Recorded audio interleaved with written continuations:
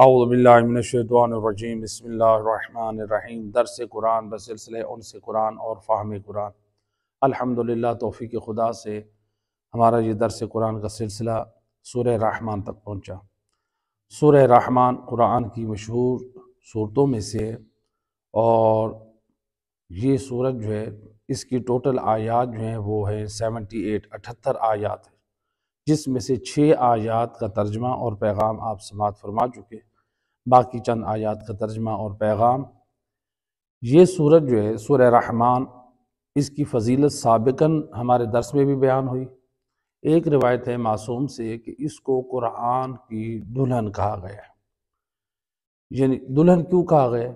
यानी इस सूरत में हकीकत में अल्लाह ने अपनी नेमात को बयान किया है और इंसान को दावत फ़िक्र दी है ताकि इंसान अल्लाह के शुक्र और बंदगी की तरफ आए। तो जिस तरह इंसान जो है वो एक दुल्हन को देख के, इंसान की फितरत के मुताबिक दुल्हन को देखता है, इंसान अपनी दुल्हन को देखता है तो उसकी ज़ेब व आराइश और ख़ूबसूरती में ही इंसान बाकी सारी चीज़ों को भूल जाता है।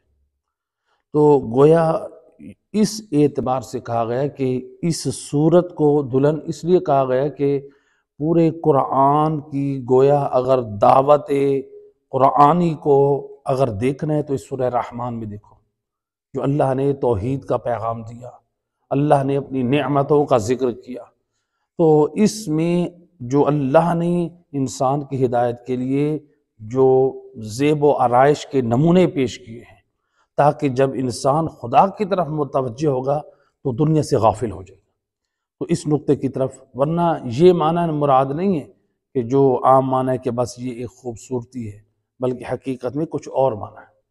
तो लिहाजा ये सूरत जो है सिर्फ हम इस नाम की जानकारी तक भी न रहें कि हम कहें कि हमने ये नाम जाना है, ये कुरान की ये दुल्हन है, बल्कि कुरान के जो आयात हैं, उनके जो पैगामात हैं वो हमारी ज़िंदगी में होंगे तो यकीनन वो हमारे लिए खुशी और मुसरत। जिस तरह किसी शख्स के लिए जब वो शादी करते हैं तो उसके लिए दुल्हन एक खुशी का पैगाम रखती है, तो गोया ये सूरत भी इंसान के लिए एक खुशी और कामयाबी का पैगाम रखती है। तो इन मानों में इंसान को गौर करना चाहिए। आयत नंबर 7 से आयत नंबर 13 तक आयात की तिलावत और फिर तर्जमा, उसके बाद पैगाम। बिस्मिल्लाहिर्रहमानिर्रहीम। वस्समाअ रफ़अहा व वज़अल मीज़ान अल्ला ततगौ फ़िल मीज़ान वअक़ीमुल वज़न बिल क़िस्त वला तुख़्सिरुल मीज़ान वल अर्ज़ वज़अहा लिल अनाम फ़ीहा फ़ाकिहतुन वन्नख़्लु ज़ातुल अक़माम वल हब्बु ज़ल अस्फ़ी वर्रैहान फ़बिअय्यि आलाइ रब्बिकुमा तुकज़्ज़िबान। ये वो आयत नंबर 7 से आयत नंबर 13। इन आयत का तर्जमा फरमाया कि उसने आसमान को बुलंद किया और उसमें मीज़ान रख दिया। अल्लाह ने आसमान को बुलंद किया, मीज़ान रखा। यानी क्या मतलब? बुलंद ऐसा किया कि बग़ैर सहारे के बुलंद किया। आज इंसान जो है छत नहीं डाल सकता जब तक दीवारें ना हो। अल्लाह ने आसमान को बुलंद किया और उसमें मीज़ान रख दिया। ऐसा नहीं कि किसी तरफ झुका हो और किसी तरफ से उठा हुआ हो, बिल्कुल बराबर। और उसके बाद वाली आयत में फरमाया ताकि तुम मीज़ान तोलने में ज़्यादती ना करो। अल्लाह कह रहे तोलने में तुम ज़्यादती ना करो। ये अल्लाह अपने निज़ाम मीज़ान को रख के हमको भी पैगाम दे रहे हैं। देखो, जिस तरह मेरा निज़ाम अदल है, मेरा निज़ाम मीज़ान है, ऐ लोगो तुम भी अपना निज़ाम जो है, जो मीज़ान का है वो दुरुस्त कर लो। यानी तुम्हारे भी जो तराजू हैं उनमें तौल में कमी न करो। अल्लाह के मीज़ान से, तराजू से तुम भी कुछ दर्स लो। इसके बाद वाली आयत में फरमाया और इंसाफ के साथ वजन को दुरुस्त रखो। अल्लाह कह रहे इंसाफ के साथ। इंसाफ के साथ वजन को दुरुस्त रखो और तोल में कमी न रखो। आयत नंबर 10 में फरमाया और उसी ने ज़मीन को मखलूक़ात के लिए बनाया है। ज़मीन को बनाने वाला जो है वो खुदा है। पहले आसमान के बारे में कहा, फिर उसके बाद ज़मीन के बारे में। कोई अल्लाह ताला समझा रहा है ये इंसान गफलत से बाहर आ जा। जो लोग ये बातिल अकीदा रखते हैं कि आसमानों को किसने बनाया, ज़मीन को किसने बनाया, अल्लाह करे सब मैंने बनाया। तो लिहाजा अब बाज़ लोग जो हैं वो एक लेकर आते हैं बातें, बाज़ मासूमीन की तरफ से मंसूब करके ले आते हैं कि इमाम ने फरमाया ये हमने बनाया आसमानों को और ज़मीनों को। अल्लाह कुरान में क्या कह रहा है? अल्लाह कुरान में क्या कह रहा है? आसमानों को किसने बुलंद किया? मैंने। ज़मीन को किसने बनाया? अल्लाह कह रहा है मैंने। अब किसकी माने? कुरान की माने या उस हदीस की माने? वो बातें जो मासूम से मंसूब हों और कुरान से टकरा रही हों, मासूम खुद फरमाते उसको कुरान, जो कुरान से टकराए उसको दीवार पे दे मार। वारिस कुरान कभी कुरान के खिलाफ बात नहीं करता। लिहाजा इसके बाद वाली आयत में फरमाया फ़ीहा फ़ाक़िअतुन वन्नख़्लु ज़ातुल अकमाम, उसने ज़मीन में फ्रूट और खजूर के खुशों वाले दरख्त अल्लाह ने पैदा किए। अल्लाह कह रहे कायनात में जितने फ्रूट्स हैं, फल हैं, ये मैंने पैदा किए। खुशों वाले खजूरों के दरख्त अल्लाह कह रहे ये भी मैंने बनाए।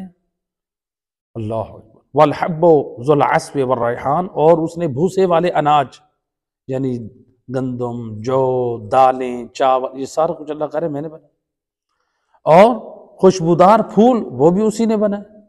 कितनी ऐसी सब्जियां हैं, कितने ऐसे फूल हैं, ये सब अल्लाह का। फ़बिअय्यि आलाइ रब्बिकुमा तुकज़्ज़िबान, ए गिरोह जिन्न व इंस, तुम अल्लाह की किस किस नेमत को झुटलाओगे। सूरह रहमान में ये जो आयत आप सुनते हैं ना, फ़बिअय्यि आलाइ रब्बिकुमा तुकज़्ज़िबान, इसका खिताब जिन्नों को और इंसानों को है, जिसका तर्जमा ये है ए गिरोह जिन और इंस, यानी ए जिन्नों और ए इंसानों, तुम अल्लाह की किस किस नेमत का इनकार करोगे, तुम अल्लाह की किस किस नेमत को झुटलाओगे। इतनी अल्लाह ने नेमतें तुम्हें अता कर दी हैं। तो लिहाजा ये आयत जो है हम सबको पैगाम हिदायत दे रही।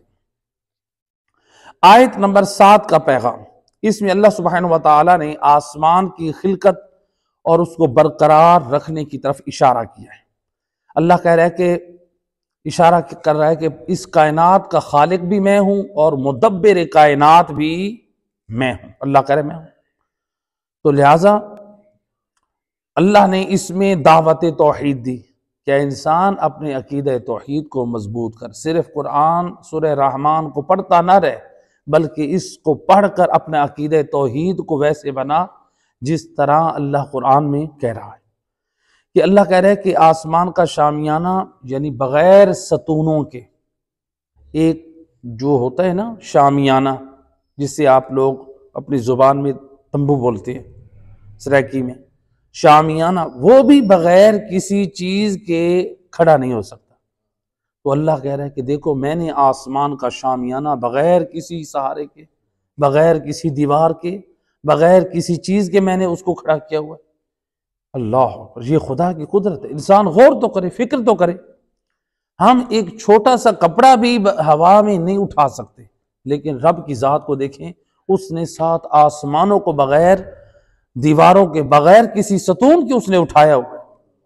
तो लिहाजा इसीलिए कहते हैं ना, जितनी बड़ी बिल्डिंग होगी उतनी बड़ी बड़े जो है ना वो पिलर्स बनाए जाते हैं, उतनी बड़ी बड़ी बीमें डाली जाती हैं। तो कहते हैं कि जितनी बड़ी होगी उतनी मजबूत पिलर उठाए जाते हैं।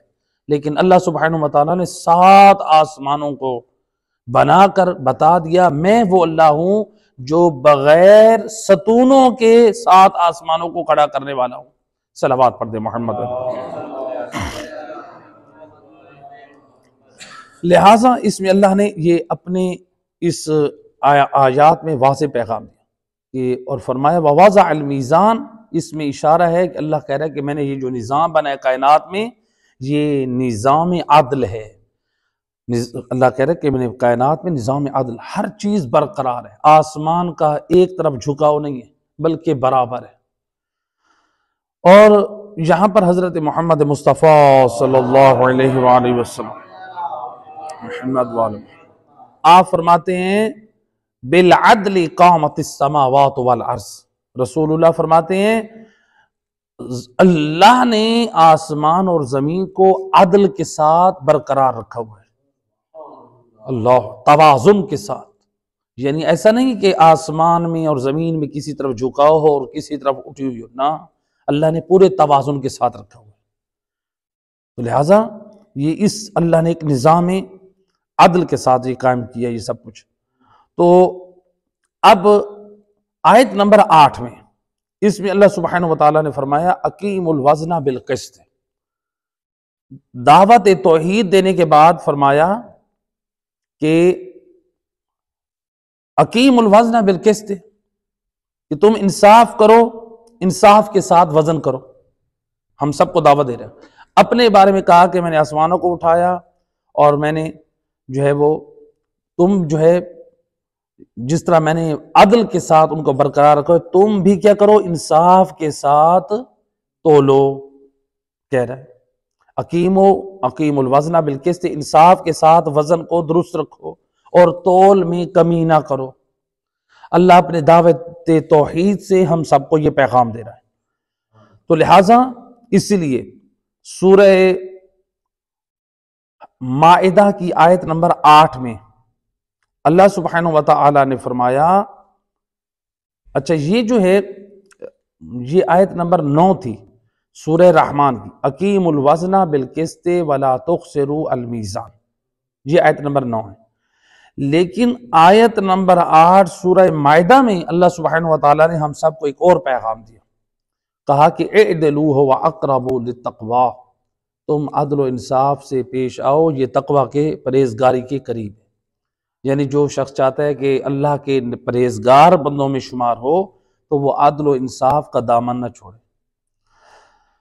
तो यहाँ पर ये है। और एक और आयत मजीदा में अल्लाह सुब्हानहु व तआला ने सूरह शूरा की आयत नंबर 40 में फरमाया इन्नहु ला युहिब्बुज़ ज़ालिमीन, अल्लाह ताला ज़ालिमों से मोहब्बत नहीं करता, जुल्म करने वालों से, ज़्यादती करने वालों से। यानी वो नाप के ज़रिए, तोल के ज़रिए किसी के भी हक़ में ज़्यादती हो, अल्लाह ताला इसको पसंद नहीं करता। तो खुद कुरान की ये बात है। लिहाजा अब ये कुरान की जो दो आयतें, आयत नंबर 8 और आयत नंबर 9, यानी आयत नंबर 8 क्या थी कि ताकि तुम मीज़ान तोलने में ज़्यादती न करो। आयत नंबर 9 कि और तुम यानी और इंसाफ के साथ वजन को दुरुस्त रखो और तोल में कमी न करो। ये दो आयतें, इसके बारे में अल्लाह सुब्हानहु व तआला हम सबको क्या पैगाम दे रहे हैं? हम सबको ये समझा रहा है कि देखो अपने रोज़मर्रा के अमूर में कमी में, नाप में, तोल में, इन चीज़ों में कमी ना रखो। तो अल्लाह सुब्हानहु व तआला ये चाहता है कि जिस तरह मैंने ये निज़ाम अदल करार दिया है तो तुम भी अपनी ज़िंदगी में निज़ाम अदल रखो, लोगों के हक तलफी ना करो, लोगों का हक ना खाओ। तो लिहाजा जिस तरह हम अपनी ज़ात के लिए चीज़ पसंद करते हैं कि हमारा हक ना खाया जाए, हमारे ऊपर जुल्म न किया जाए, तो खुदा चाहता है कि आप भी वैसा करें, लोगों का हक ना खाएं, लोगों पर जुल्म ना करें, तो लोगों के हकूक़ को पामाल ना करें। तो लिहाजा तो जो लोग करते हैं नाप तोल में कमी, वज़न में कमी करते हैं, तो लोगों का हक तलफ करते हैं, यकीनन ये गुनाह ने कबीरा में से, और कुरान मजीद हम सबको इसमें ख़बरदार करे। तो इसमें मुख्तलिफ लोग जो हैं इन्वॉल्व है। हर शख्स अपने शोबे में जहाँ पे भी वो फ्रॉड करता है, वो धोखा करता है, कमी करता है लोगों के साथ, उनके माल में, उनके हकूक़ में, यकीनन वो जुल्म कर रहा है और वो माल हराम खा रहा है, और ये हराम है, ये गुनाह ने कबीरा में से। इसलिए उसकी चंद हम चीज़ें हम बयान करते हैं ताकि हम सबकी इस्लाह हो जाए। मसलन बाद लोग होते हैं जो आटे का या मार्केट में काम करते हैं, अनाज का या दूसरी चीज़ों का, तो वो क्या करते हैं 20 किलो की बोरी में मसलन उसमें से आधा किलो निकाल लेना।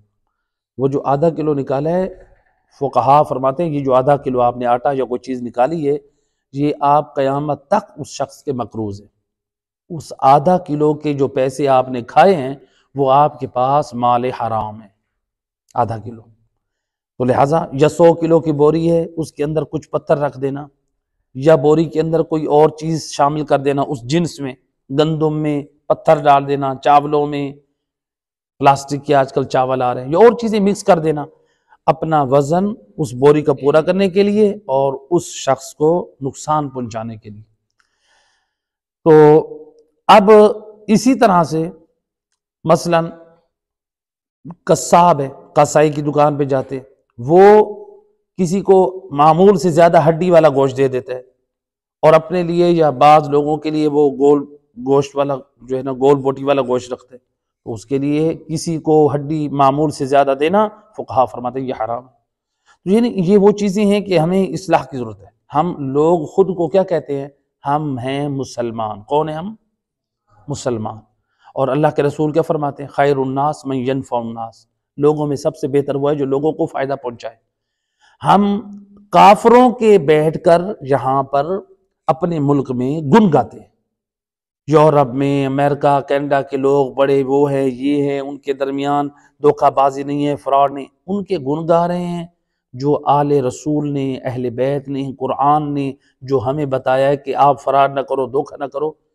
बदबख्ती है, अपने नबी की सीरत को छोड़ के काफरों के गुन गा रहे हैं। हम अपने नबी के गुन गाएं, नबी की आल के गुन गाएं, उनकी तारीफ करें, उन्होंने पाक किरदार क्या दिया।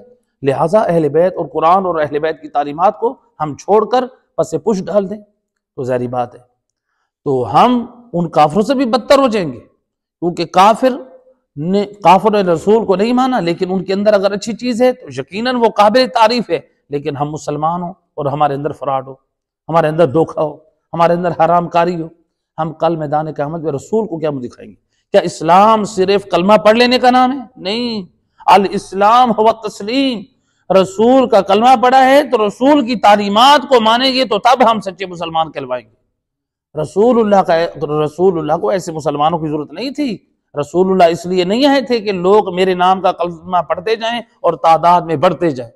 रसूलुल्लाह आए थे इस्लाम का कलमा पढ़ाकर इस्लाम की तालीमात देने के लिए।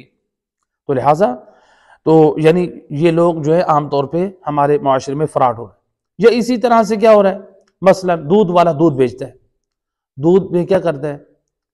दूध बेचते वक्त उसकी क्रीम निकलवा लेना ताकि वो जो है क्रीम से फायदा उठा ले, और बेचते वक्त कहता है कि ये मैं खालिस बेच रहा हूं, ये भी हराम है। या आजकल दूध में एक केमिकल्स इस्तेमाल हो रहे हैं। खबरदार हैं, अपनी औलादों और अपनी जान से प्यार करें, अपनी सेहत से प्यार करें।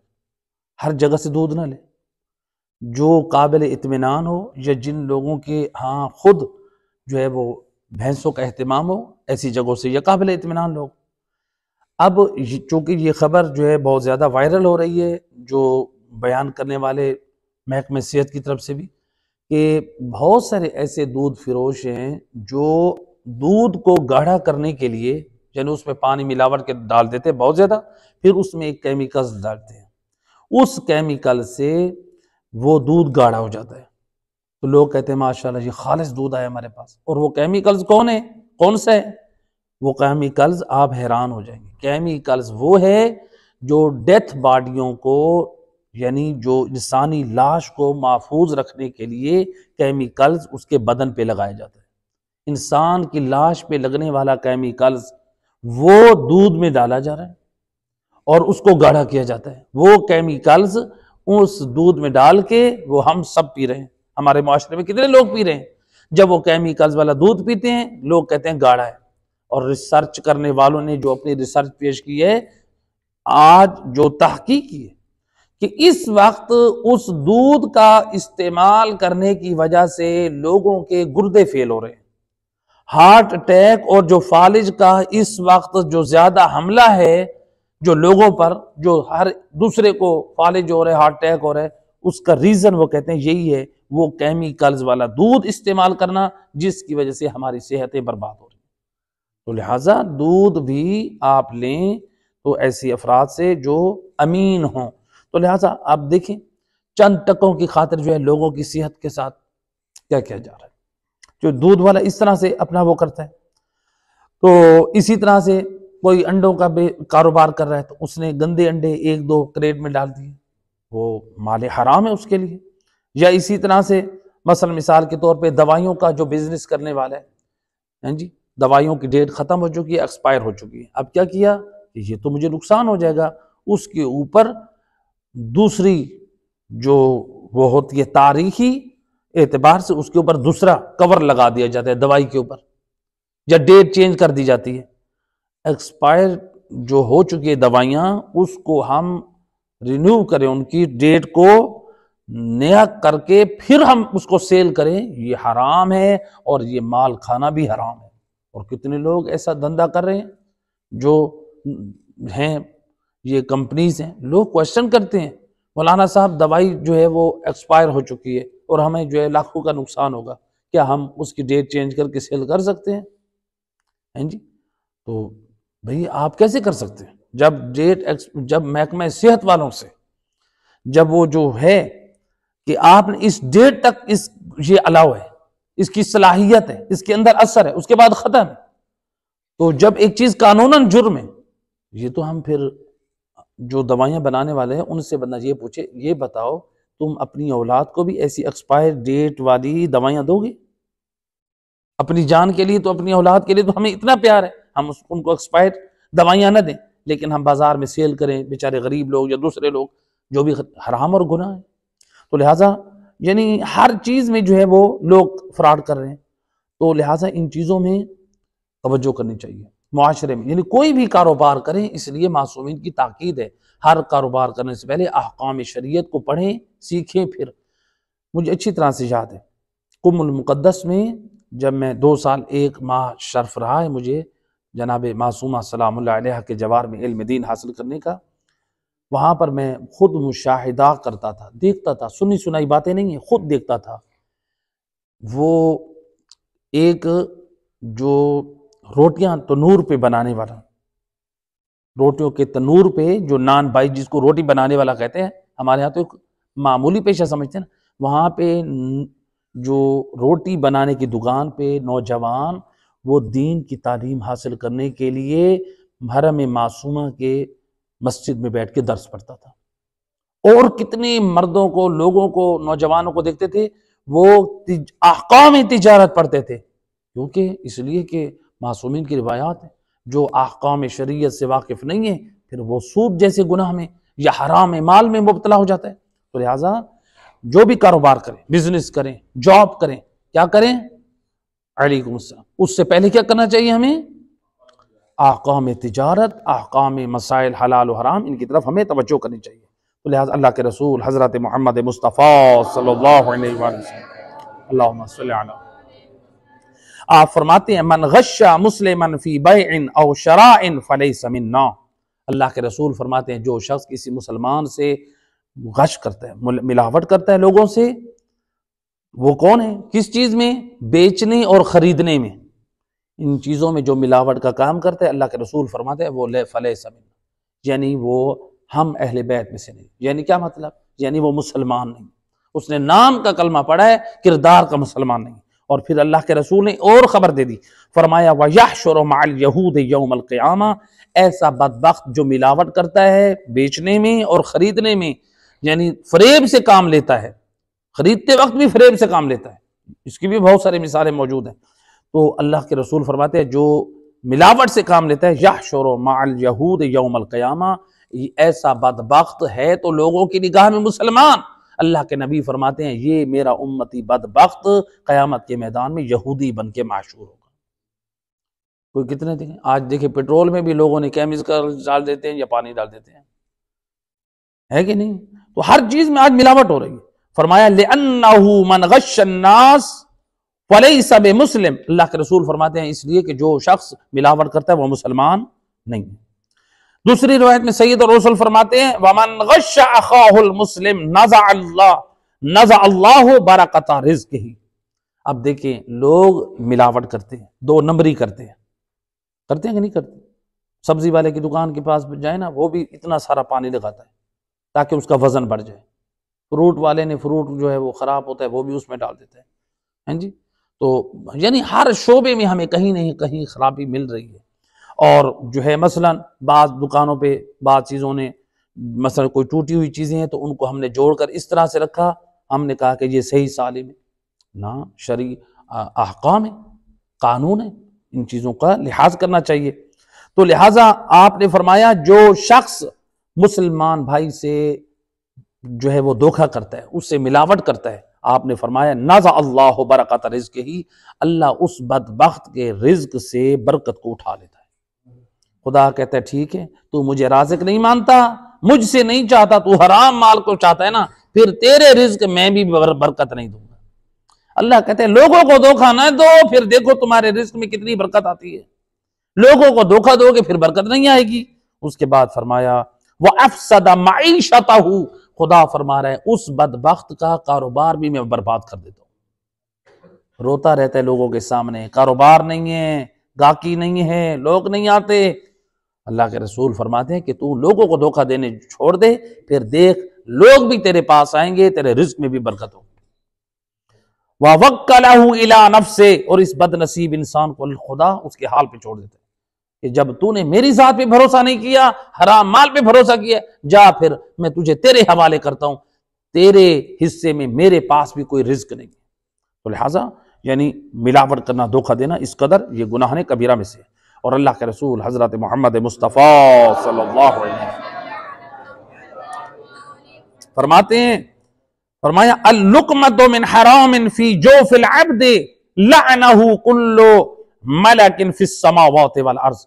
सैयद रसूल फरमाते हैं जो शख्स हराम लुक़मा अपने पेट में पाता है, जमीन और आसमान के तमाम फरिश्ते उसके ऊपर लानत करते हैं। क्या करते हैं? उसके ऊपर लानत करते हैं। मैं जरा यहां पर ये कहा करता हूं, आप देखें अगर हम में से कोई शख्स बाहर हो, गली में कहीं पे भी कोई हमारे मुंह के ऊपर लानत कर दे, हालांकि इस लानत का कोई माना नहीं, हाथ के इशारे से लोग लानत करते हैं कि नहीं करते? हम नाराज हो जाते हैं कि इसने मेरे ऊपर लानत की। और अल्लाह की लानत का क्या मतलब है? अल्लाह की लानत और नबी और इमाम की लानत का मतलब है कि वो शख्स रहमत खुदा से दूर, यानी वो शख्स जहन्नमी बन गया। तो मासूम क्या फरमाते हैं? अल्लाह के रसूल क्या फरमाते हैं? जो शख्स हराम माल पेट में डालता है उसके ऊपर तमाम फरिश्ते लानत करते हैं, यानी दुआ करते हैं, ए अल्लाह इसको जन्नत से दूर कर दे, इसको जहन्नुम में डाल दे, ये उसके लिए अजाब है। सलावत पढ़ दे मोहम्मद वाले। लिहाजा दूसरी रिवायत में अल्लाह के रसूल फरमाते हैं, अल्लाह के रसूल फरमाते हैं अल इबादतु मआ अक्लिल हरामी कल बिनाए अल रमले। जी, अल्लाह के रसूल फरमाते हैं कि जो शख्स हराम माल खाता है, हराम माल खाकर अल्लाह की इबादत करता है, खाता हराम माल है और क्या करता है? अल्लाह की इबादत करता है। अल्लाह के रसूल फरमाते हैं कल बिना अल रमल, ये वो ऐसा शख्स है, उस शख्स की तरह है जैसे कोई शख्स रेत के टीले पे अपना घर बना रहा है। रेत के टीले पे घर बनाएंगे, वो घर बरकरार रहेगा? गिर जाएगा। फरमाया इसी तरह से हराम माल खा के इबादत करने वाले की इबादतें भी बेकार हो जाएंगी, वो इबादतें भी उसको कोई फायदा। हराम माल खाएं, हमेशा हलाल माल खाएं, थोड़ा खाएं, हलाल खाएं। हलाल में अल्लाह ने बरकत रखी, हराम में बरकत नहीं रखी। और फिर आपने फरमाया एक शख्स आया रसूलुल्लाह की खिदमत पे, या रसूल अल्लाह मैं ये पसंद करता हूं कि आप मेरे, या रसूल अल्लाह मैं ये पसंद करता हूं कि मैं जो भी दुआ करूं खुदा मेरे उस दुआ को कबूल करे। तो सैयद रसूल ने फरमाया तो फिर इस तरह एक काम तू कर, तेरी हर दुआ मुस्तजाब होगी, इसकी मैं जमानत देता हूं। एक काम कर, तू चाहता है ना तेरी हर दुआ कबूल हो, तो फिर अपना एक काम कर। फरमाया ताहिर माकलका वला तुदखिल बतनकल हराम। आपने फरमाया अपनी गिजा को पाक रख और अपने पेट में हराम न डाल, ये काम तू कर, तेरे दुआ मुस्तजाब होगी, इसकी जमानत मैं नबी देता हूं। अपने माल को पाक रखें और पेट में हराम न डालें। माल को पाक कैसे रखें? बहनों का हक है तो दें, भाइयों का हक है तो दें, रिश्तेदारों का हक है तो दें, और लोगों का जिनका हक देने उनको दें। सिर्फ लोगों का हक न दें, हक के जनाब ज़हरा हमारी गर्दन पे है तो वो दें, हक के इमाम ज़माना अलैहिस्सलाम है तो वो दें। जो लोगों के हकूक, मोमिनीन के हकूक हमारी गर्दन पे है वो अदा करें। ये हकूक अदा हो जाएं तो उसके बाद क्या है? लोगों के भी हक अदा करें, अहले बैत के भी हक को अदा करें, खुदा के भी हक को अदा करें, फिर देखिए दुआ मुस्तजाब हो जाएगी। तो लिहाजा आपने फरमाया कि ये सलवात पढ़ दे मोहम्मद अल्लाहुम्मा सल्ली। तो लिहाजा इंसान जो है खाने पीने की लज्जत में अपना ईमान खराब कर बैठता है। मसलन घर में एक मिसाल दे दो, मसलन ज्वाइंट फैमिलीज जो होती है ना, अक्सर घरों में जो मसलन 2 फैमिलीज 3 4 5, तो क्या करते हैं, मसलन खाना बनता है इकट्ठा सबका, तो मसलन खातून ने कहा कि एक खातून ने कहा कि हम निकाल लेते हैं अच्छा सा, या मसलन मर्दों ने भी, जरूरी नहीं है कि हम ये औरतों को कसूरवार ठहरे, मर्द हजरात भी जब बीवी को कह दिया या खुद हम निकालने के लिए चल पड़े, अच्छा सा सालन निकाल कर जल्दी से ले आओ, दूसरे भाई वाले वो भाभी निकाल लेंगी, बहन निकाल लेंगी, अम्मा निकाल लेंगी अब्बे के लिए, मेरे लिए फलां चीज़ लेकर आओ। होता है ना लोगों में ये चीज़। फुकहा फरमाते हैं अगर ज्वाइंट फैमिलीज हैं और हम अपने लिए अच्छा उसमें से सालन और चीज़ें निकाल रहे हैं और जिससे माँ बाप का दूसरे घर वालों का हक तल्फ हो रहा है, हमारे लिए शर्न हराम है ये। हालांकि हम तो ये समझते हैं हम अपने घर में खा रहे हैं, अपने घर में खा रहे हैं कि इसमें बाप का भी तो रिस्क शामिल है, इसमें दूसरे भाइयों का भी तो हक शामिल है। तो लिहाजा ये हमें हक नहीं है कि हम दूसरों की हक तलफी करें। वो हमारे वालिदैन हैं, हमारे घर में हमारे साथ रहने वाले वालिदैन हैं, बहन भाई हैं। तो जो इंसान अपने वालिदैन और बहन भाइयों के साथ मुखलिस नहीं है, वो बहर वालों के साथ कैसे अच्छा पेश आएगा। लिहाजा अपने घर से अपने वालिदैन के साथ मुखलिस हों, अपने रिश्तेदारों के साथ पहले मुखलिस हों। तो लिहाजा इन चीज़ों की तरफ हमें तवज्जो करनी चाहिए। एक सलवात पढ़ दे मोहम्मद वाला।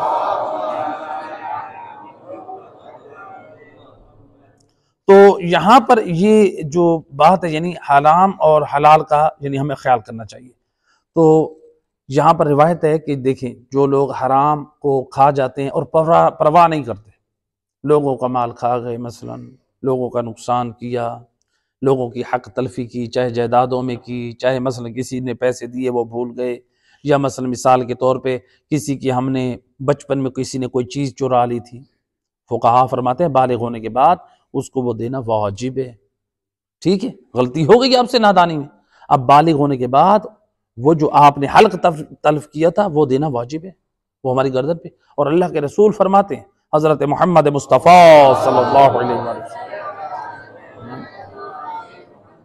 आपने फरमाया जो लोग माल हराम खाते हैं जिस शक्ल में भी खाएं, चाहे वो सूद खाएं, चाहे वो बहन भाइयों का हक तल्फ करके खाएं, चाहे वो लोगों का माल गस्बी करके खाएं, चाहे वो लोगों को नुकसान देकर खाएं, जहां से भी खाएं, माल हराम मालिक राजी न हो, कोई भी हो वो राजी नहीं है। अल्लाह के रसूल फरमाते हैं क़यामत के मैदान में दुनिया की निगाह में तो ये शख्स मोमिन और मुसलमान है, क़यामत के मैदान में ये जब शख्स आएगा इसका बदन इंसान वाला होगा, इसकी शक्ल सूर वाली होगी। अस्तगफिरुल्लाह रब्बी व अतूबु इलैह। लोग वहशत महसूस करेंगे। तो अल्लाह के रसूल डरा रहे हैं, खबरदार ऐसा ना हो कि तुम भी ऐसे बनकर रहो। दुनिया में तो तुम इंसान बनकर रहो, दुनिया में तो तुम जो है वो मुसलमान बनकर रहो, मोमिन बनकर रहो, लेकिन क़यामत में जब खुदा की बारगाह में हाजिर हो तो तुम्हारी शक्ल सूर वाली। लोग पूछेंगे ये कौन बदनसीब है, कहेंगे ये हराम माल खाने वाला है। तो लिहाजा हराम माल को अपनी ज़िंदगी से निकालें, अल्लाह ने हराम में बरकत नहीं रखी। आयत नंबर 10 में अल्लाह ने फरमाया अल्लाह ने ज़मीन को मखलूक के लिए बनाया है। अनाम के लुग़वी माना है जानदार, यानी जो ज़मीन पर रहता है, अगरचे इसका इतलाक आम तौर पे इंसार पर किया जाता है। तो लिहाजा आयात में खिताब है वो किसको है, जिन और इंसान दोनों को है। तो लिहाजा सूरह मुल्क में अल्लाह सुब्हानहू व तआला ने आयत नंबर 15 में फरमाया हुवल्लज़ी जअल लकुमुल अर्ज़ा ज़लूला फमशू फी मनाक़िबिहा व कुलू मिन रिज़्क़िही इलैहिन नुशूर। अल्लाह कुरान में फरमा रहा है कि अल्लाह ने ज़मीन को तुम्हारे लिए नरम किया है। सूरह मुल्क में अल्लाह क्या कह रहे हैं, अल्लाह ने ज़मीन को तुम्हारे लिए नरम किया है, तुम ज़मीन के अतराफ में यानी मुख्तलिफ हिस्सों में सैर करो, चलो, क्या करो, अल्लाह का रिज्क खाओ, वकुलू मिन रिज़्क़िही, अल्लाह का रिज्क खाओ, व इलैहिन नुशूर, और अल्लाह कह रहा है कि देखो सिर्फ अल्लाह के रिज्क खाने में मसरूफ न रह जाओ, खाने पीना अपनी जिंदगी का हदफ न समझो। अल्लाह कह रहा है व इलैहिन नुशूर, तुम सबको अल्लाह की तरफ जाना है। खाने पीने में क़यामत को ना भूल जाओ, आखिरत की तैयारी भी करके आओ, सिर्फ दुनिया में ना खाते पीते रह जाओ, कोई अपने हकूक वाजिबात भी अदा करके आओ। तो लिहाजा ये भी ज़रूरी है। तो अल्लाह ताला इसमें हम सबको ये पैगाम दे रहा है। तो लिहाजा एक सलावत पढ़ दे मोहम्मद व आले मोहम्मद।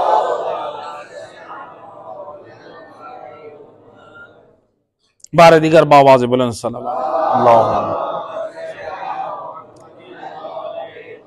तो इंसान अपनी जिंदगी के हदफ और मकसद को ना समझे, सिर्फ नेमतें खाता रहे और अपनी जिंदगी के हदफ को ना समझे और अपनी इस्लाह ना करे। वो कहे कि बस मेरा जिंदगी का मकसद जो था अल्लाह ने पैदा इसलिए किया, अच्छा खाओ, अच्छा पियो, अच्छा गाड़ी, अच्छा मकान, सब ये हदफ ज़िंदगी नहीं है। सच्चे वाक़यात में से एक वो वाक़या, ये कोई बना बनाए नहीं, बल्कि जो नकल किया गया है एक सच्चा वाक़या। एक नौजवान ऐसे घराने से ताल्लुक़ रखता है कि जो बिजनेसमैन, बहुत बड़ी फैमिली, जो आसाइश व आराम के हवाले से बंगला है, बाप की गाड़ियां हैं, जायदादें हैं, सब कुछ है, बहुत बैंक बैलेंस है। नौजवान, उस घर का नौजवान जो है वो एक खातून के इश्क में गिरफ्तार हो गया। इश्क में गिरफ्तार हुआ, उसने वहां पर शादी कर ली। शादी करने के बाद क्या हुआ, उस शादी के नतीजे में अब देखें, उसने जिंदगी का हदफ और मकसद क्या समझा था? दुनिया, भाई रुपया है, पैसा है, जायदाद है, सब कुछ है, तो लिहाजा क्या था? दीन नहीं था।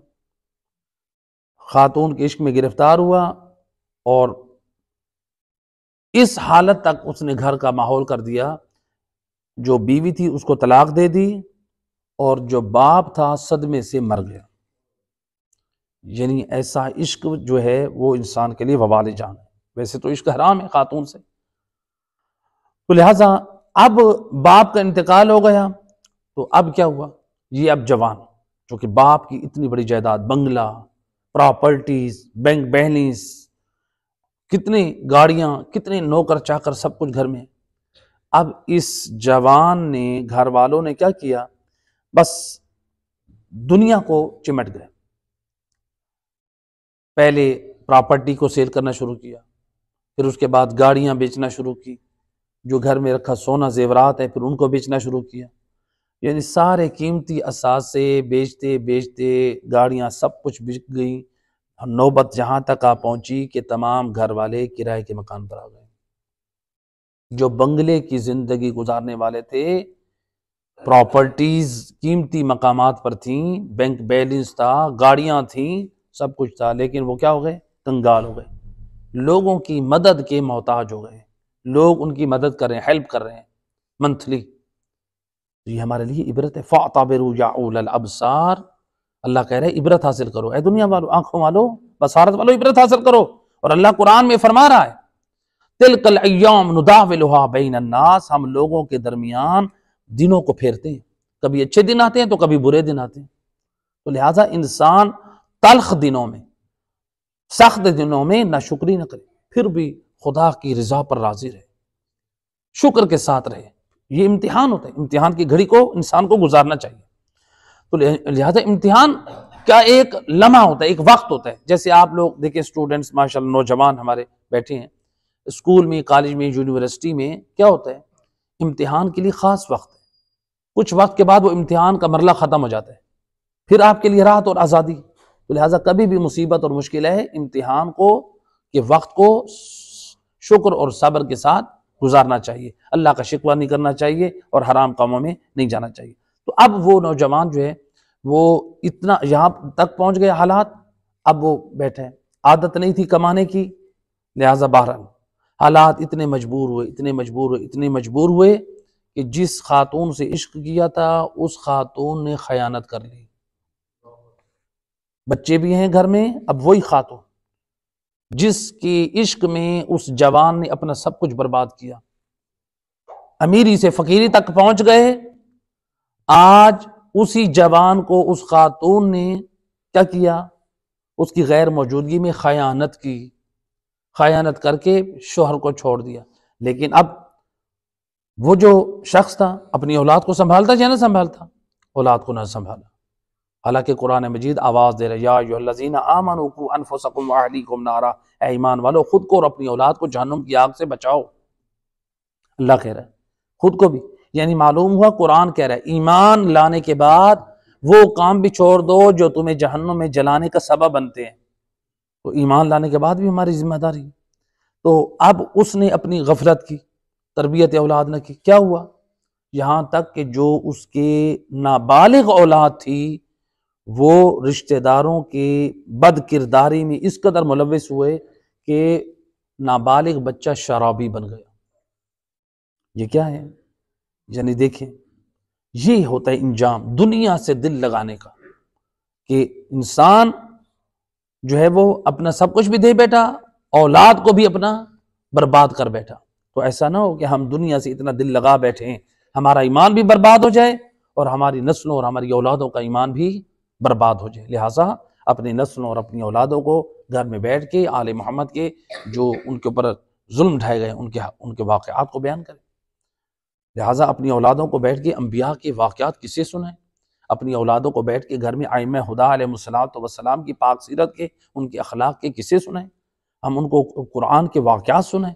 तो जब ये सुनाएंगे तो हमारी औलादों की, हमारी नस्लों, हमारे जवानों की इस्लाह होगी।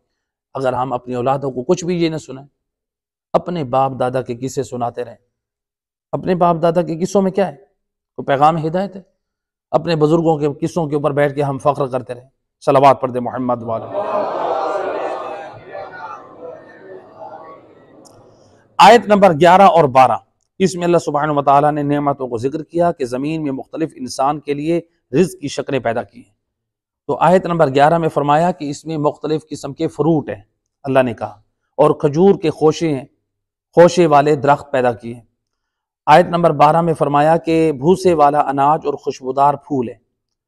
तो यहाँ पर अल्लाह सुब्हानहू व तआला ने इन आयात में हमें क्या पैगाम दिया कि यानी हर फल में अल्लाह ने ताकत रखी है। देखिए अल्लाह ने फलों का जिक्र किया ना, हर फल में अल्लाह ने ताकत रखी है। लिहाजा फ्रूट को उसके मौसम के एतबार से खाना चाहिए। रिवायात से मिलता है कि जो भी फ्रूट खाएं मौसमी एतबार से खाएं।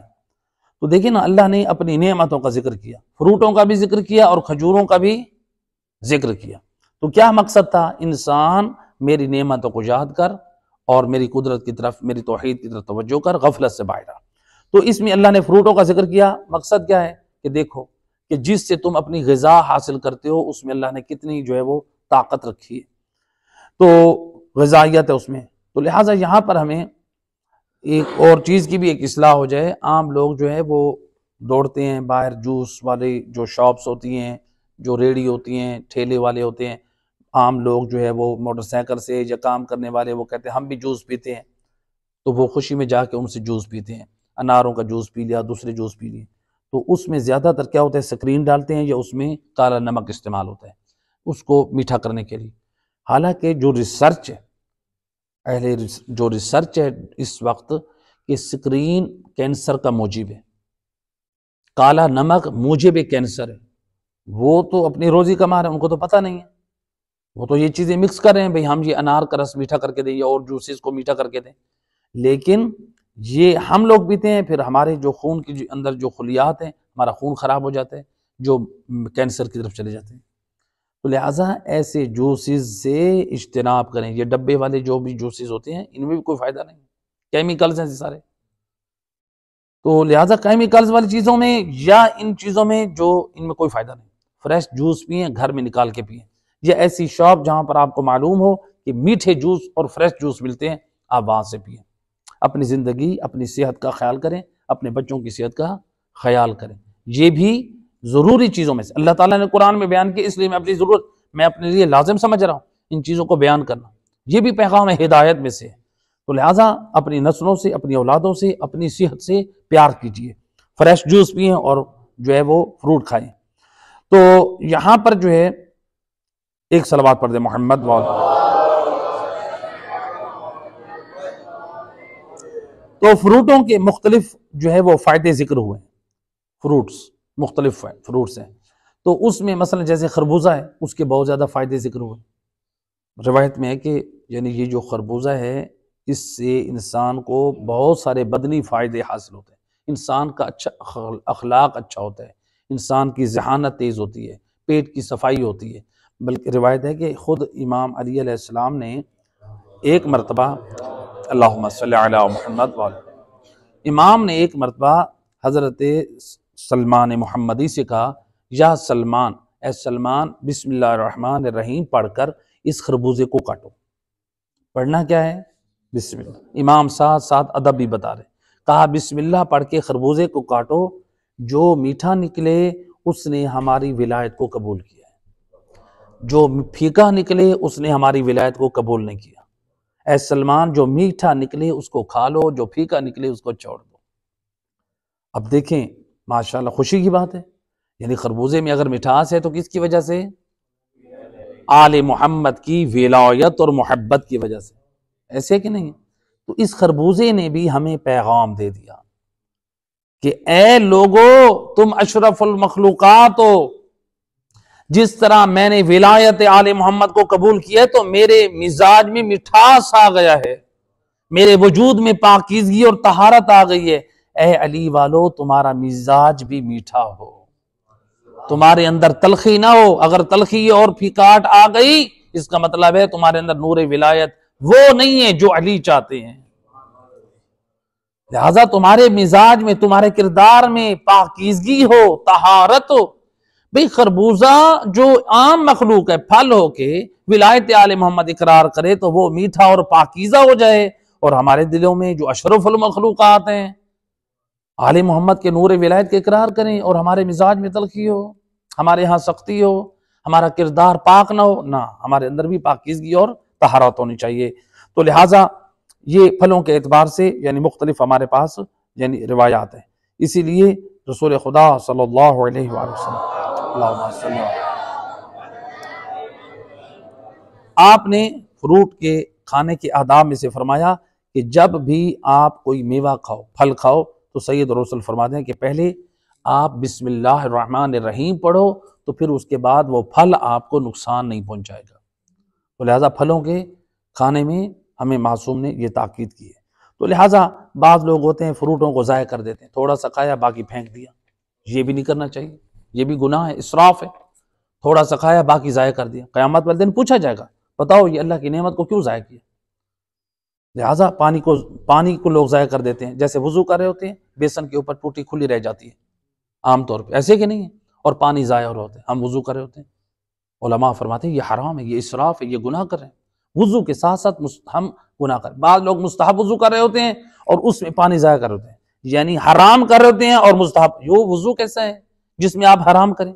रिवायत है कि एक मरतबा मौला अली अलैहिस्सलाम ने, अल्लाहुम्मा सल्ली अला मुहम्मद व अला, आपने एक शख्स को देखा, हसन बसरी, उसको देखा तो वो नहर कूफा से पानी लेके जो है वो वुजू कर रहा था। वुजू करने के बाद उसने वो पानी नहर में गिराने की बजाय बाहर गिरा दिया। इमाम अलैहिस्सलाम फरमाते हैं तूने पानी को ज़ाया किया, इस पानी को तू नहर में डाल देता ताकि वो काम आ जाता, तूने बाहर डाला तो वो ज़मीन पे ज़ाया हो गया। उसने, अब देखे मौला अली इस्लाह कर रहे हैं, वो क्या कहता है? कहता है कि या अमीर अल मोमिनीन, मैंने थोड़ा सा पानी बहाया है तो मुझसे क़यामत वाले दिन सवाब होगा, मुझसे सवाल होगा। आपने ये सिफ़ीन और जमल में जो आपने इतना खून बहाया, आपसे सवाल नहीं होगा? मौला अली अलैहिस्सलाम इस्लाह करें और वो क्या कह रहे हैं? आपने सिफ़ीन और जमल में आपने जो खून बहाया, आपसे सवाल नहीं होगा। इमाम अलैहिस्सलाम जुबान इस्मत से फरमाते हैं तेरी जुबान पे शैतान सवार हो चुका है, अली तेरी इस्लाह कर रहा है और तू अली में ऐब तलाश कर रहा है। अली मौला तो हक के इमाम थे, नबी ने फरमाया था अल हक मा अली व अलीयुन माल हक, अली हक के साथ हैं। तो लिहाजा अली के मुकाबले में आने वालों से खता हुई है, अली ने खता नहीं की है।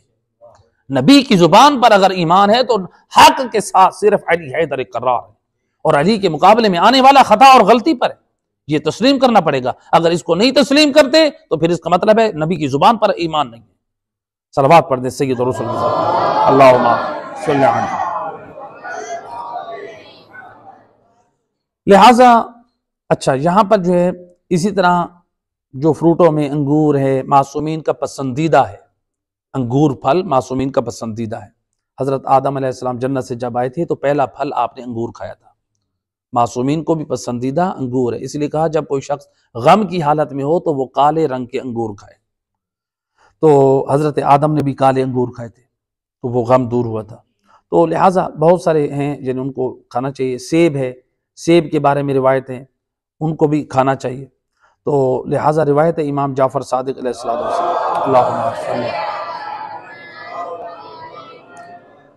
इमाम फरमाते हैं कि फल का छिलका उतारना मकरूह है। फल का छिलका उतारना क्या है? मकरूह। मसलन मिसाल जैसे अंगूर का छिलका उतारना, जैसे अंजीर का छिलका उतारना, जैसे जापानी फल का छिलका उतारना, जैसे इसी तरह से सेब का छिलका उतारना, आलू बुखारी और खुबानी का छिलका उतारना, ये क्या है? ये मकरूह है। लेकिन ये तो इमाम ने कह दिया। मौजूदा दौर में अगर आपको ये मालूम हो जाए कि इन छिलकों के ऊपर केमिकल्स हैं तो फिर आप इनको उतार सकते हैं। और मेरी अपनी ज़ाती रिसर्च है, यानी मेरा अपना रिसर्च नहीं, तजर्बा है मेरा। तो मैंने यानी जब हम नजफ में थे तो एक मैंने जो रिपोर्ट देखी थी, तो उसमें जो वीडियो में भी वो चीज़ दिखा रहे थे, तो उसमें आप खुद ये तजर्बा कीजिए सेब के ऊपर ख़ास तौर पे। तो सेब को जितना भी आप धो लें उसके बाद आप उसको छुरी के साथ उसको ऊपर रगड़ें, ज़रा छिलके के ऊपर, आप उसके ऊपर वाइट कलर का, सफ़ेद कलर का उसके ऊपर केमिकल्स नज़र आएगा।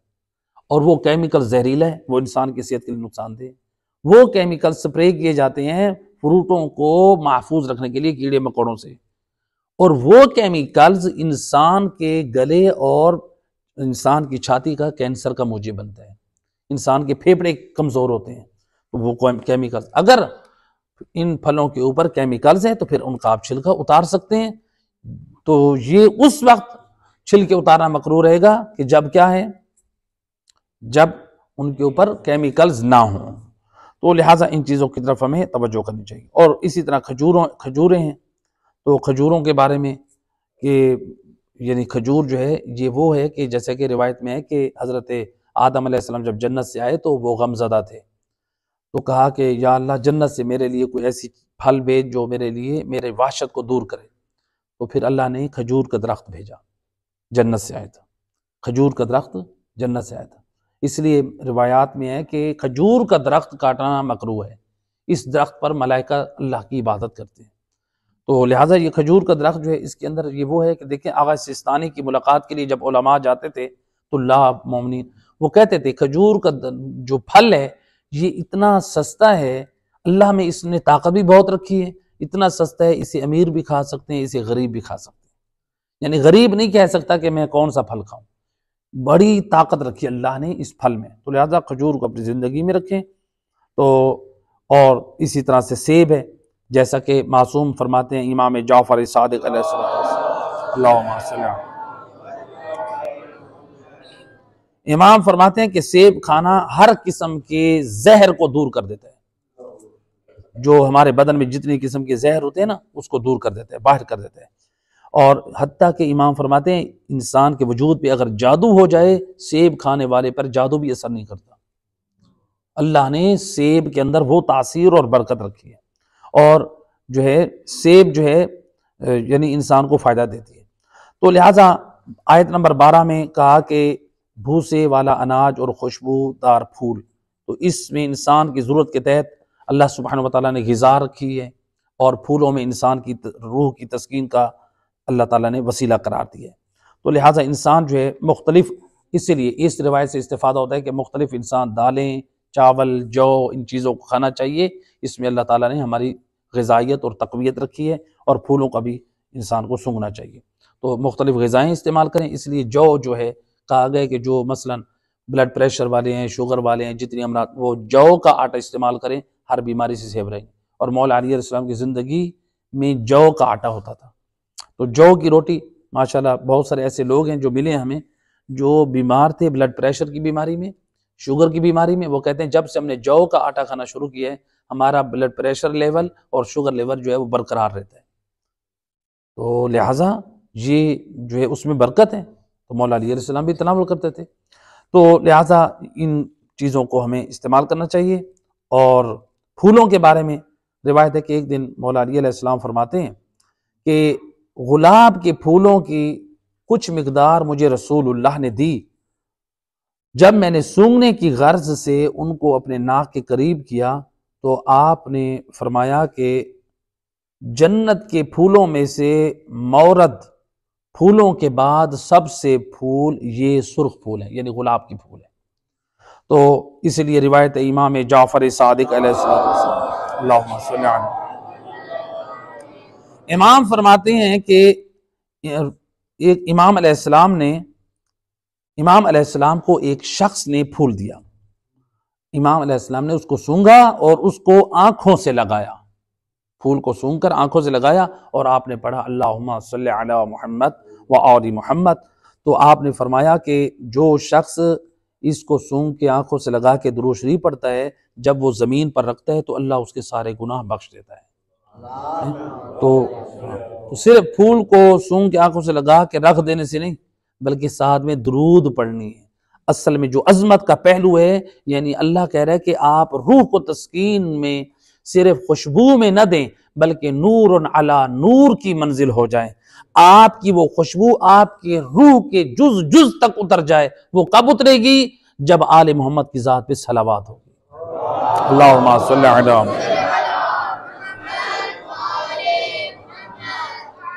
आयत नंबर 13 में अल्लाह सुब्हानहू व तआला ने फरमाया, ए गिरोह जिन्नो इंस, तुम परवरदिगार की किस किस नेमत को झुठलाओगे। सलवात पढ़ ले मोहम्मद वाले।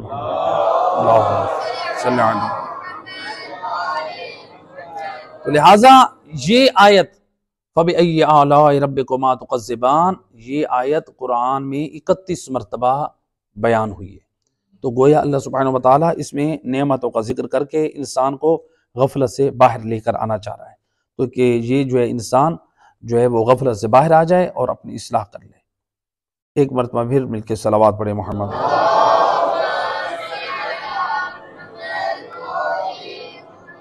तो अल्लाह सुब्हानहू व तआला ने यानी इसमें अपनी नेमतों को जिक्र करके मुख्तलिफ नेमतों की तरफ इशारा किया है। आयत नंबर 14, 15, 16 और 17 और 18 में इसमें अल्लाह सुब्हानहू व तआला ने फरमाया, खलक़ल इंसान मिन सलसालिन कल फ़ख़्ख़ार, उसने इंसान को ठीकरी जैसे खुश्क शुदा गारे से पैदा किया। अल्लाह कह रहे हैं इंसान की खिलकत किससे हुई? यानी हजरत आदम की। व खलक़ल जन्न मिन मारिजिम मिन नार, और जिन्नात को आग के शोले से पैदा किया। इंसान को मट्टी और जिन्नात को आग से। फबिअय्यि आलाइ रब्बिकुमा तुकज़्ज़िबान, ए गिरोह जिन्नो इंस, तुम अल्लाह की किस किस नेमत को झुठलाओगे। रब्बुल मशरिक़ैन व रब्बुल मग़रिबैन, दो मशरिकों और दो मगरिबों का रब सिर्फ अल्लाह है। फबिअय्यि आलाइ रब्बिकुमा तुकज़्ज़िबान, ए गिरोह जिन्नो इंस, तुम अल्लाह की किस किस नेमत को झुठलाओगे। आयत नंबर 14 में अल्लाह ने खिलकत का दोबारा जिक्र किया, इंसान की खिलकत कैसे हुई। तो उसको अल्लाह सुब्हानहू व तआला ने बयान किया कि खिलकत इंसानी सलसाल से हुई। इसका मतलब है यानी ठीकरी की तरह खुश्क मट्टी से अल्लाह ने जो है उसकी खिलकत की। तो कुरान में अल्लाह ने इस इंसान की खिलकत के मुख्तलिफ जो है वो ताबीरात इस्तेमाल की हैं। तो आयत नंबर 15 में अल्लाह ने फरमाया कि जिन जो खिलकत जिन है वो किससे है, तो उसके बारे में कहा कि आग के मुख्तलिफ शोलों से जिन की जो है वो खिलकत हुई। तो बाद लोग जो ख्याल करते हैं कि यहाँ पर जिन्नात के बारे में एक अजीब नज़रिया रखते हैं, क्योंकि जिन्नात का जिक्र आ गया, अगर चीज़ का तफसीली जिक्र सूरह जिन में हम बयान कर चुके हैं। बाद लोग ये ख्याल करते हैं, आज जो जेली पीर होते हैं ना, वो कहते हैं कि मेरी बहू जो है वो जिन्निया है, मेरी शादी जिन्निया से हुई है, या इस तरह से जो है ना वो मेरी बेटी जिन्निया है, लोग ऐसे कहते हैं। तो ये जेली पीर होते हैं। हमारे उलमा कहते हैं कि नहीं, जिन से इंसान की शक्ल शादी नहीं हो सकती, वो और मखलूक है और हम और मखलूक हैं। तो लिहाजा ये उनसे इख्तिलात जिन्नों का और इंसानों का मुमकिन नहीं है। लिहाजा ये ऐसे सस्ती शोहरत के लिए जेली पीर जो होते हैं ना, वो इस किस्म के दावे करते हैं। तो लिहाजा ऐसे फराडी लोगों से भी हमें बच के रहना चाहिए। तो लिहाजा वो सादा लोगों को यकीनन वो बेवकूफ़ बनाते हैं। और दूसरी बात यह है कि लोग सवाल करते हैं, आज बाद लोग जिन्नों से डरते हैं। मैं कहा करता हूँ जिन्नों से न डरा करो। अशरफ मखलूक कौन सी है? खत्म। आप लोग खुद कह रहे हैं माशाअल्लाह, अल्लाह कुरान में भी कह रहे हैं वलक़द कर्रमना बनी आदम, इंसान अशरफ है, तो फिर हम जिन्नों से क्यों डरें? अल्लाह ने 1,24,000 नबी कहा किस में भेजे? इंसानों में से, जिन्नों में से कोई नबी नहीं आया। हाँ, अगरचे बाद रिवायात में है कि नबी के औसिया थे जिन्नों में, रसूलुल्लाह के उसमें जिक्र मिलता है कि सैयद रसूल के औसिया जिन्नों में से थे, लेकिन वो वसी नबी जो जिन्नों में था वो भी दरवाज़े अली पे आता था।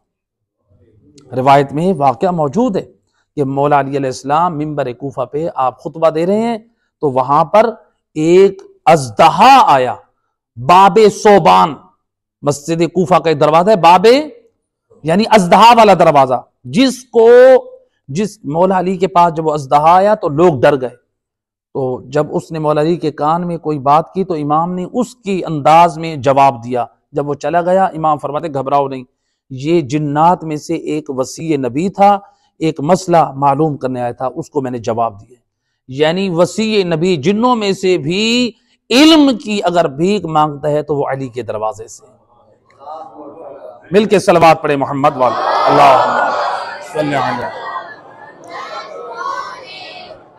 अब ये शोहरत फैल गई कि मौला अली की अजमत के लिए ये एक वाकया, भाई एक अजदहा आया, मौला अली से सवाल किया तो जो अली के दुश्मन थे शाम से आर्डर जारी किया गया कि लोगों ने उस दरवाजे का नाम रख दिया था बाबे सोबान, अजदहा वाला दरवाजा। फिर उन्होंने वहां पर कुछ हाथी बदवा दिए, उस दरवाजे का नाम पड़ गया बाबुल फील, हाथी वाला दरवाजा। मौला अली की अजमत और फजीलत बर्दाश्त नहीं थी। और तारीख में मौरखीन लिखते रहे। जब हम 2003 में पहुंचे इराक में तो ज़ियारत का शर्फ हुआ तो वही बाबुल फील उसके ऊपर लिखा हुआ था। तो एक मरतबा दिल को तकलीफ भी हुई, बहुत मरतबा कोशिश की कि मैं जो है इस तरह इस दीवार पे दरवाजे पे लिखूं बाब सोबान, किसी तरह वही मौला अली की अजमत नुमाया हो। लेकिन शुक्र अल्हम्दुलिल्लाह, तो हर मेरी अपनी नीयत थी, लेकिन वो खुद जो मस्जिद और की कमेटी और हमारे फुक़हा आयतुल्लाह सिस्तानी और उलमाए किराम वहाँ पर क्या किया, मौला अली की उस अजमत को नुमाया करने के लिए उन्होंने उस दरवाजे के ऊपर बहुत बड़ा लिखवा कर लगा दिया बाब सोबान, जो उस जमाने में मशहूर था। ये वही अजदहा वाला दरवाजा है जो अजदहा आया था अली की खिदमत में। तो बहरहाल आले मोहम्मद की अजमत व शान जो है वो छुपाने से छुपती नहीं है। एक सलावत पढ़ दे मोहम्मद वाला।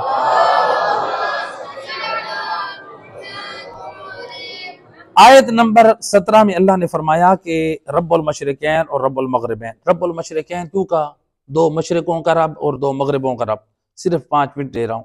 दो मशरिकों का रब और दो मगरिबों का रब क्यों कहा अल्लाह ताला ने? मशरिक और मगरिब तो एक है, दो मशरिक कहां से आ गए, दो मगरिब?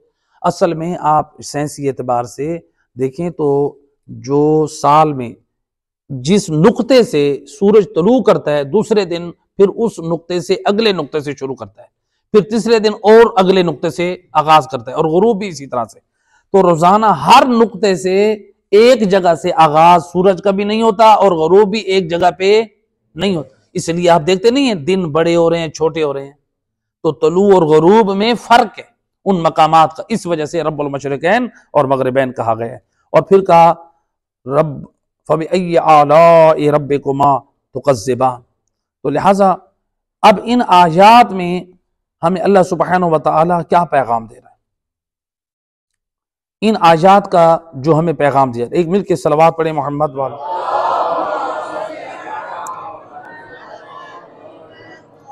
कि देखिए इन आयात में अल्लाह सुब्हानहु व तआला ने अपनी नेमतों को जिक्र किया। मकसद क्या था? इंसान शुक्र करे। तो शुक्र के बारे में इमाम जाफर सादिक अलैहिस्सलाम इमाम फरमाते हैं अन्निअम शुक्र निअम इज्तिनाबुल महारिम।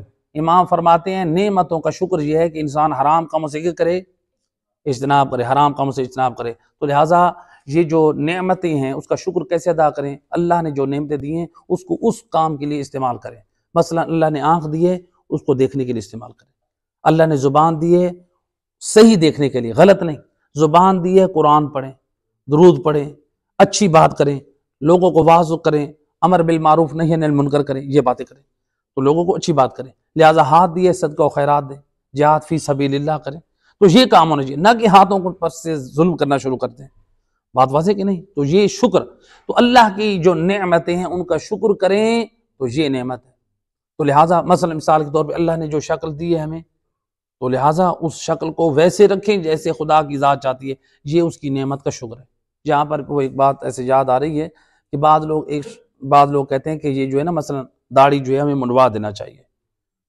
क्यों कहते हैं? कि इसलिए कि ये जो दाढ़ी है ये खिलाफ फितरत चीज़ है। क्या कहते हैं भाई? कैसे खिलाफ फितरत है? कहते हैं इंसान जब पैदा होता है तो उसके चेहरे पे दाढ़ी नहीं होती, तो जब पैदा होते वक्त नहीं है तो फिर बाद में आई है तो इसको मुड़वा देना चाहिए।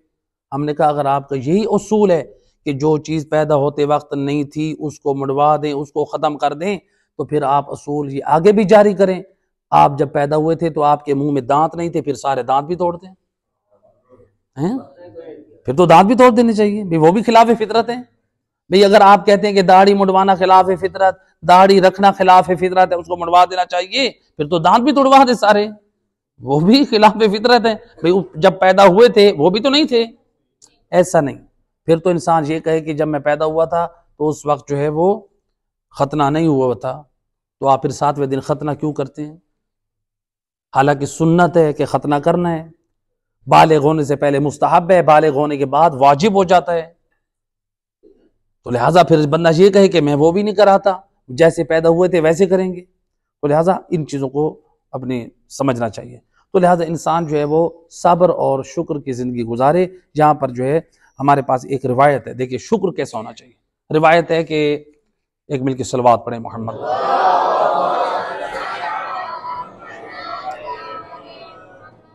हज़रत मूसा अलैहिस्सलाम ने कहा, बार इलाहा मुझे अपने महबूब तरीन बंदों में से कोई बंदा दिखा।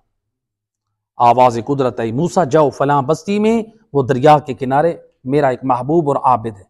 हज़रत मूसा जब वहाँ पर आए तो देखा एक अपाहच है जिसके बदन पर ज़ख्म है, जज़्ज़ाम की बीमारी की वजह से वो वहाँ पर ज़मीन पर पड़ा हुआ है और उसके मच्छर मक्खियाँ काट रहे हैं, उसकी आंखें नहीं हैं, लेकिन ज़मीन पर वो सजदे में गिरा हुआ है, या बार व या वसूल, अल्लाह को जिक्र कर रहा है। यानी ए खैर और भलाई करने वाले, ए मेरे तक रिज़्क़ पहुँचाने वाले, ए वो ज़ात जिसको मैंने पा लिया, जिसके मैं करीब हो गए। बाहर वो अल्लाह को अपनी ज़ुबान में मुनाजात कर रहा था। हज़रत मूसा ने देखा कि यहाँ पर तो एक अपाहच और ज़ख्मों में जो आलूदा है, मक्खियाँ मच्छर काट रही हैं और इस तरह से नाबीना शख्स है। जिब्राइल अमीन से कहते हैं कि ए जिब्राइल, वो अब्द खुदा कहाँ है महबूब तरीन? कहा कि या नबी अल्लाह, वो शख्स ये है। हज़रत मूसा कहते हैं मैंने तो समझा था ये किसी इबादत खाने में होगा जो अल्लाह का महबूब तरीन आबिद तरीन इंसान, कहीं नहीं, वो ये। हज़रत मूसा अलैहिस्सलाम जब आए ना उसके पास, तो वो कह रहा था, मेरा अल्लाह तूने आंखें दी थी तो तेरा शुक्र है, मेरा अल्लाह तूने आंखें ले ली तेरी हिकमत है, तब भी तेरा शुक्र है। तो हज़रत मूसा कहते हैं कि ए बंदे खुदा, मैं अल्लाह मेरी दुआ मुस्तजाब करता है, अगर तू कहे तो मैं तेरे हक में दुआ करूं, तुझे अल्लाह ताला बिनाई दे दे। कहा ना, मैं इस हाल पे राजी हूं जिस हाल में मेरे रब ने मुझे रखा है, मैंने खुदा को पा लिया। लिहाजा मोमिन अल्लाह की नेमतों का शुक्र अदा करे और हर हाल में राजी रहे। तो लिहाजा अल्लाह की ये नेमत, ए करीम मेहरबान अल्लाह, मोहम्मद